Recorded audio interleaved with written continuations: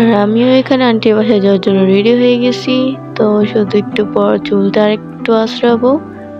আর আন্টির বাসায় আজকে আমি প্রথম যাচ্ছি, কারণ আমি যাইনি।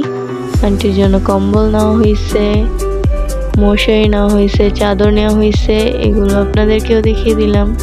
তো আপনাদের কাছে ভালো লাগছে কিনা কমেন্টে বলে যান। আমার কাছে তো কম্বলটা খুব ভালো লাগছে। তো সব প্যাকেট করা শেষ, এখন আমরা যাবো আন্টির বাসায়। তো আমরা বেরিয়ে পড়লাম। এখন আনুর বাসা থেকে আমরা বাইরে যাচ্ছি।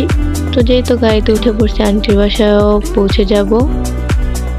তো চলে আসছি আমরা আন্টির বাসায়, এখন যাব উপরে। তো উপরে হচ্ছে 5 তলায় আন্টিরা থাকে, দেন আমরা যাচ্ছি।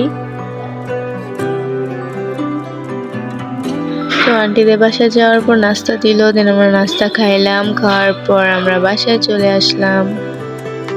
তো বাসায় আসে কিছুক্ষণ পর আমরা ডিনার করে নিলাম, যেহেতু আমরা রাত্রে খাইনি কিছু। তো এই ছিল আজকের আমার ব্লগটি। তো ব্লগটি কেমন লেগেছে অবশ্যই আপনারা আমাকে কমেন্ট করে জানাবেন, এবং ভালো লাগলে অবশ্যই লাইক করবেন, কমেন্ট করবেন এবং শেয়ার করবেন। তো দেখা হবে পরবর্তী ভিডিওতে। আল্লাহ হাফেজ।